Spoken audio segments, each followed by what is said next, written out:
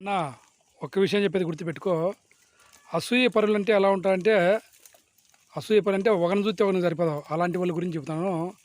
ఒక ఊర్లో సోమయ్య భీమయ్య అనేవాళ్ళు ఇద్దరు ఉండేవాళ్ళు. సోమయ్య భీమయ్య అంటే సోమయ్యని చూస్తే భీమయ్యకి సరిపోదు, భీమయ్యని చూస్తే సోమయ్యకి సరిపోదు.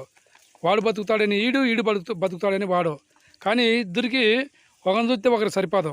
అలాంటి తప్పుడు ఏం జరిగిందంటే, ఆ ఊర్లోకి ఒక బ్రాహ్మణుడు వచ్చాడు. బ్రాహ్మణుడు అంటే ఏ కోరికలన్నా కానీ ఆయన చెప్తే జరుగుతుంది. అట్లా బ్రాహ్మణుడు వచ్చాడు. వచ్చింటే ఆయన దాకా ఊరంతా పోతున్నారు. ఏదైనా కోరికలు ఉంటే చెప్పుకుంటేకి ఇట్లా ఒకసాట్ల గురించి చెప్తే ఆయన వరమిత్తే జరుగుతుందంట. సరేలేని చెప్పి ఆ బ్రాహ్మణుతాకి ఊరంతా పోతుంటే ఒకరోజు సోమయ్య అనేవాడు పోయినాడు. సోమయ్య పోయి, స్వామి నమస్కారం అన్నాడు. ఏమంటే, ఏం లేదు స్వామి, నాకు ఒక చేయి తీసేయండి అంట. అదేం కోరికయ్య ఏందని కానీ ఎవరన్నా అయ్యో నాకు అది బాగాలేదు ఇది బాగాలేదని చెప్తారు, కానీ నువ్వు వచ్చి చేయి తీసే ఉంటాను అంటే, లేదు స్వామి నాకు చేయి తీసేయండి అంట. సరేలేని చెప్పి చేయి తీసేసి చంపించినాడు.